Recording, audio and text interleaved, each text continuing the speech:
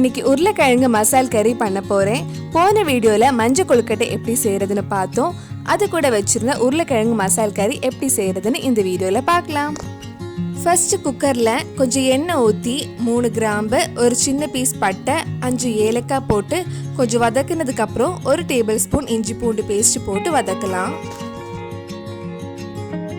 இந்த மசால் கறிக்கு 3 சின்ன உருளைக்கிழங்கு எடுத்திருக்கேன். இது கூட 100 கிராம் சின்ன உள்ளி, ஒரு பெரிய வெங்காயம், 3 பச்சை மிளகா போட்டு கொஞ்சம் வதக்குனதுக்கு அப்புறம் குக்கர்ல வேக வைக்கலாம்.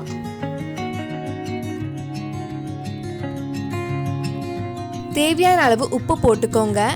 1.5 கப் தண்ணி ஊற்றி குக்கர்ல ஒரு 5 நிமிஷம் வேக வைக்கிறேன்.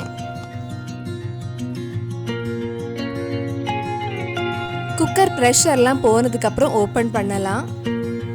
உருளைக்கிழங்கு வெங்காயம் எல்லாம் நல்லா வெந்திருக்கு. மிக்ஸி ஜாரில் 1 கப் துருவின தேங்காய் எடுத்திருக்கேன். அது கூட 3/4 டீஸ்பூன் மஞ்சள் பொடி, 1 டீஸ்பூன் மிளகாய் பொடி, 2 டீஸ்பூன் மல்லிப்பொடி, 1 டீஸ்பூன் சிக்கன் மசாலா பொடி ஆட் பண்ணியிருக்கேன். இதில் 3/4 கப் தண்ணி ஊற்றி நல்லா அரைக்கலாம்.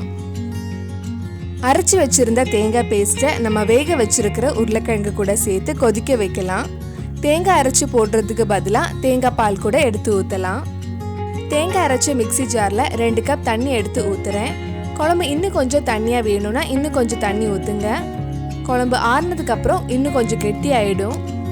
டேஸ்ட் பார்த்துட்டு உப்பு காரம் வேணும்னா சேர்த்துக்கலாம். நான் கொஞ்சம் மிளகாய் பொடியும் உப்பும் ஆட் பண்ணியிருக்கேன். குழம்பு ஒரு 5 நிமிஷம் நல்லா கொதிக்கட்டும். குழம்பு நல்லா கொதிச்சதுக்கு அப்புறம் இதில் கடுகு கருவேப்பிலையை தாளித்து ஊற்றலாம். ஒரு சின்ன பேனில் கொஞ்சம் எண்ணெய் ஊற்றி கடுகு கருவேப்பிலையை தாளிக்க போகிறேன். சுவையான உருளைக்கிழங்கு மசால் கறி ரெடி ஆயிடுச்சு. இந்த குழம்பு தான் மஞ்சள் கொழுக்கட்டை கூட வச்சுருந்தேன். நீங்கள் இன்னும் மஞ்சள் கொழுக்கட்டை வீடியோ பார்க்கலன்னா அதோட லிங்க் கீழே டிஸ்கிரிப்ஷன் பாக்ஸில் இருக்குது. மறக்காமல் அந்த வீடியோ போய் பாருங்கள். மஞ்சள் கொழுக்கட்டையும் இந்த மசால் கறியும் கண்டிப்பாக உங்கள் வீட்டில் செஞ்சு பாருங்கள். இந்த வீடியோ பிடிச்சிருந்துன்னா லைக் பண்ணுங்கள், ஷேர் பண்ணுங்கள். மறக்காமல் நம்ம சேனலையும் சப்ஸ்கிரைப் பண்ணிடுங்க.